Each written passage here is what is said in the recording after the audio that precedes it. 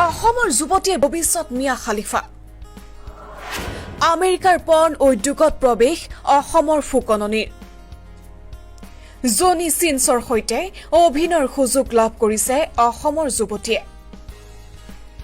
আমেৰিকাৰ কেইবা বিলিয়ন ডলাৰৰ পৰ্ণ ইণ্ডাষ্ট্ৰীত অসমৰ আৰচি ফুকনৰ প্ৰৱেশ ঘটিছে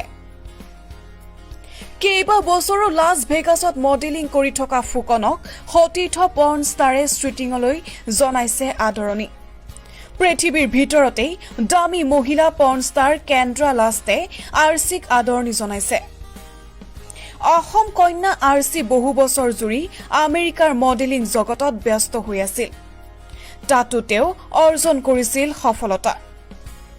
কিন্তু হঠাতে আৰচিয়ে ট্ৰেক সলনি কৰিলে তেওঁ পৰ্ণ উদ্যোগত প্ৰৱেশ কৰিবলৈ সিদ্ধান্ত ললে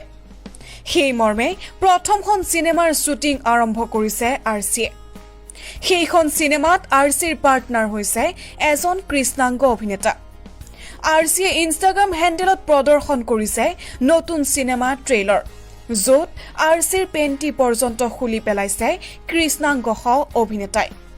সেইখন চিনেমাৰ শ্বুটিং শেষেই হোৱা নাই অসম কন্যা আৰচিক ভৱিষ্যতৰ মিয়া খালিফা হিচাপে গণ্য কৰা হৈছে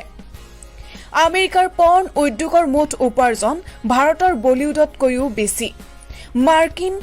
পৰ্ণ উদ্যোগে বছৰি ৯৭ বিলিয়ন ডলাৰ উপাৰ্জন কৰে যি ভাৰতীয় অংকত হৈছে প্ৰায় ৮৩ লাখ কোটি টকা সেয়ে মিয়া খালিফা অথবা জনি চিনছৰ দৰে পৰ্ণ ষ্টাৰ আমেৰিকাত চহকী অভিনেতা হিচাপে জনাজাত তেওঁলোকে এখন চিনেমাৰ পৰাই কোটি কোটি টকা আয় কৰে চহকী পৰ্ণ ষ্টাৰৰ তালিকাখনতেই নাম অন্তৰ্ভুক্ত হৈছে অসমৰ আৰচিৰ তেওঁক পৰ্ণ উদ্যোগলৈ আদৰণি জনাই কেন্দ্ৰা লাষ্টে এখন ফটো ইনষ্টাগ্ৰামত আপলোড কৰিছে য'ত দুয়োগৰাকী প্ৰদৰ্শন কৰিছে স্তন অৱশ্যে পোনপটীয়াকৈ পৰ্ণ ফিল্মত অভিনয়ৰ বিষয়ে প্ৰকাশ কৰা নাই আৰচিয়ে